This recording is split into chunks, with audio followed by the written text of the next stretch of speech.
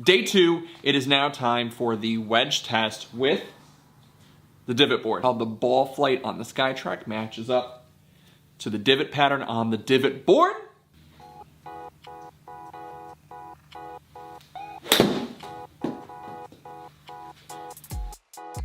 On there you can see that we came definitely a big open face on there, big cut, so we're not surprised that it did fade as much as it did on that.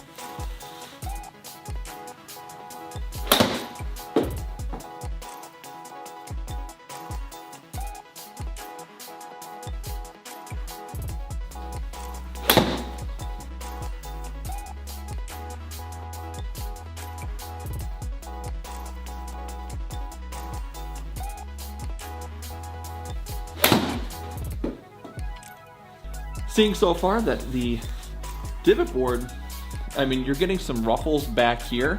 You can kind of see it popping up a little bit, and they're not going down as nicely as they did before, but they're also not spraying. So it's holding up so far with, you know, clubs that are gonna take a big gouge out of a ball. Keep the test going.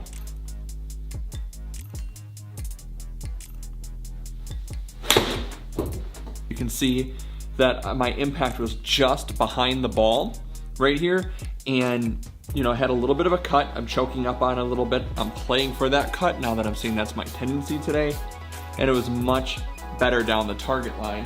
That one was only 2 yards left of the target.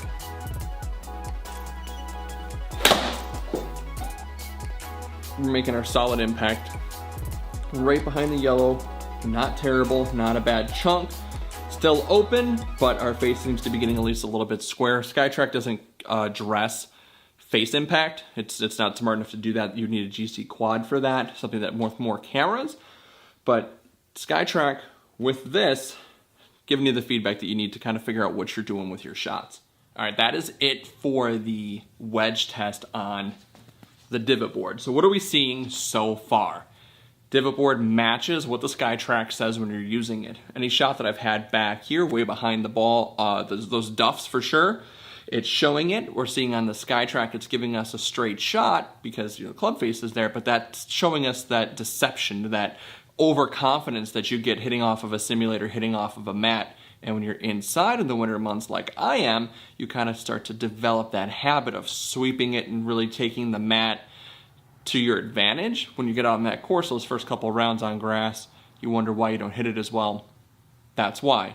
Right here, the divot board holding up fairly nicely. You know, you can kind of see here the way the light hits it as best of my ability here. You can kind of see the wear pattern right here, right? You can see how where I'm making most of the impacts, you can visually see where it's going. On the front here, where it's not getting as many impacts because that's the follow-through portion, I'm not sure if it's just lifting up and this is where the club is first hitting it. It has the most power. Hard to say, but it is still laying down nicely off of the hitting mat on here. On that surface, the little teeth on the bottom are definitely gripping the mat. They're not, you know, the divot board's not flying all over the place. It's barely moving each time. I do have to adjust it between each shot to make sure that I'm in the right spot, especially because I'm using it with the simulator. I have to have the dot on the SkyTrak in the right spot, but you get the idea.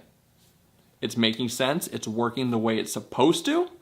So next step, next test is gonna be those attack irons. Day 3 test, we're gonna do 7, 8, 9, attacking those greens and seeing how those little bit, you know, longer clubs still take a good chunk out of the ball, those balls that you're going to hit a lot of on the range and hopefully a lot on the course. See how it holds up on the divot board.